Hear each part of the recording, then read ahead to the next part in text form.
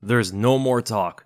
Islam Makhachev knocks out Alexander Volkanovski in the first round. Head kick knockout, the same thing I've been talking about for the past year and a half. Volk has a big weakness to head kicks. His technique against head kicks is not good. He's very short. He's gotten hit by head kicks many times. And his defense, you cannot block head kicks at this level with one hand. He does it so often. He tried to do it against Max Holloway. He got dropped for that. He tried to do it against Islam in the first fight, got partially blocked with those as well. You gotta use both hands, man. You have to use both hands to block head kicks at this level. The hand that Volk used to block, it's meant to guard up on the kick. The other hand you use is to stop it from following through. Because he didn't have the other hand, the kick hit the guard hand and followed through to the top of the head, knocking him down. You have to have both hands on it. We've seen many examples of this happen before. Another one was Lyoto Machida knocking out Mark Munoz. It was a very similar thing. And he set up that head kick off of a lot of teeps to the body. He threw some leg kicks here and there. The classic conditioning of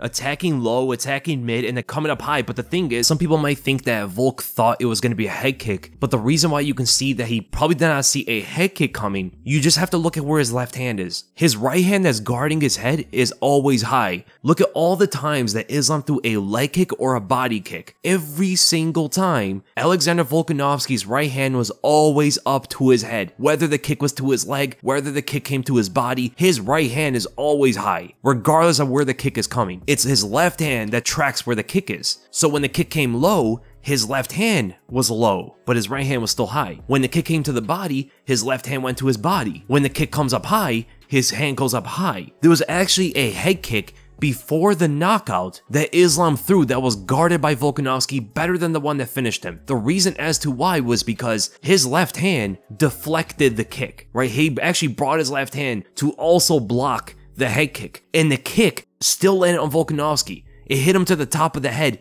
just like the one that finished him. But this time, because he used his left hand, the kick could not follow through with more power. So it stopped as soon as it created contact. The power of the head kick comes from the follow through, when it kicks and goes through the head. But when you have that left hand to block the kick, it cannot follow through. That's why Volkanovski took that head kick better than the one that knocked him out. This is a big reason as to why I thought that Yair was going to catch Volkanovski with a head kick. Because of what we saw right there and routinely throughout his fights. The Max Holloway second fight, the Islam first fight, the loss he had at welterweight before. There was many examples of Volkanovski showing this poor defense, but now he got finished by it. Every fighter, no matter how quote-unquote perfect they look, they always have a weakness. And Islam pinpointed this one out perfectly. It was interesting to see Volkanovski getting in there and pushing Islam up against the fence using the underhooks. He's very good at getting that against Islam. A big reason as to why is because he is shorter, so it's easier to drive up the underhooks against a taller opponent, and it's harder to put underhooks on a shorter opponent. And because of the underhooks, he was able to reverse Islam, push him up against the fence, but Islam did also look noticeably stronger this time than before. When he had the Thai plum on Volk, when he got the Thai plum, there was a lot of resistance. Volk did not get out of that easy, where that was completely different the first time. So we did see evidence that Islam Makhachev was stronger this time because he had more rehydration in this one.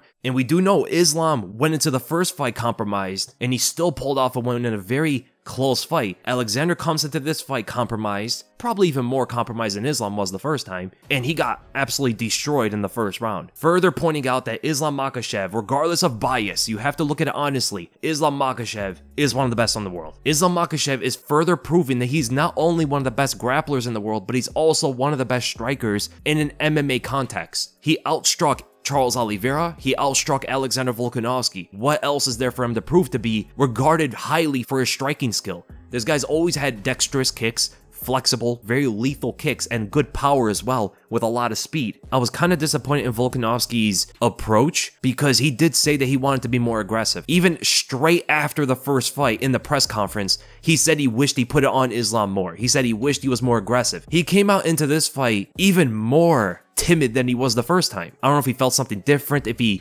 noticed that Makhachev was more powerful than before or something. I don't know exactly what it was. Maybe the first couple kicks that he blocked, he's probably like, oh, okay, maybe I don't want to go aggressive with this guy. He seems a little bit different. And we do know that Islam looked stronger in this fight than he did the first time when he clinched up with Volkanovski getting the Thai plum. And there was a moment earlier where Volkanovski got the underhooks. That was the only reason why he was able to reverse Makhachev on the cage. Underhooks give you that ability. He got double underhooks, and there was a moment where he couldn't even turn Islam. He had to use so much strength to turn Islam. It looked like a different fight. It looked like he was going up against a much stronger Islam Makhachev. And that directly has to pinpoint as to the rehydration that happened the first time. Everybody knows, every fighter, everybody that's cut weight before knows that rehydration is super important. And we do know that Islam did not rehydrate all the way in their first fight. This time he did. And when you rehydrate fully, you are also going to be stronger. I know there's a lot to say about Volkanovski coming off on short notice, but he took the fight. There are no excuses for it. There was no freak accident that happened in his training that he can use as an excuse. He took the fight on short notice. He accepted all the disadvantages, and he came out there and lost horribly. Now, this is just a report to analyze. You should not be taking short notice fights at this level. You should not be doing that. Yes, there's something to say about making money and taking the opportunity, but this is Volk's last chance. He is never going to fight Islam ever again. If he made this close, there would have been some argument maybe down the road if he continues to win to go and fight Islam yet again. But to lose by knockout in the first round, this book has shut closed. This fight is never happening again. And honestly, because he got knocked out, which hasn't happened in a very long time for Volk, this may hurt his chin moving forward because the guy is 35 years old as well. He's probably not going to recover from what Islam just did to him into the Topuria fight. And also there's that too. Because he got knocked out, we're probably not going to see him fight Topuria in January. Islam is way too dangerous, man. This guy is insane. Pound for pound #1 fighter in the world, 100%. This was the fight to dictate it. Islam did not just win, he won easily, dominant fashion. First round finish. He should be the #1 pound for pound fighter in the world right now. Man, I wanted to see the Charles Oliveira fight. Islam did say that he was going to do the same thing against Charles. The game plan was not different, actually. He said he was going to do the same thing. I don't know if that would have worked against Charles, though. Even though Charles doesn't move his head too much, he's better at doing it now. The guy always has his hands up. He guards head kicks way better than Volk does. He wouldn't evade the punches as much, but I don't think he would have got caught by head kicks. Amazing performance by Islam Makhachev. Very easy knockout against one of the best fighters in the world. And after that, he suffered no injuries, I believe. We probably get to see the Charles Oliveira rematch now. I would think Islam wants to stay active, as he said that before. I would do the Oliveira fight sooner than later. Now, if Volk cannot fight Topuria because of the medical suspension due to a knockout, you probably can do Islam versus Oliveira in January. That would be cool if they could pull that off, or in February. So I would love to see Islam Makhachev fight Charles Oliveira next. I would love to see Alexander Volkanovski fight Ilia Topuria, and of course, at the end of it all, you have to give respect to both of these guys. You gotta give respect to Alexander Volkanovski for stepping up on short notice, took on the best fighter in the world, and then you have to give also credit to Islam Makhachev for staying in the fight, not picking another opponent, which a lot of champions would do. He didn't care who he was going up against, faced off against, on paper, the toughest fight of his career, and won the fight. Credit, respect to both guys, and I hope you guys enjoyed the breakdown, and if you did, make sure to give this a like, make sure to subscribe, hit the bell for notifications, and I'll see you guys in the next video.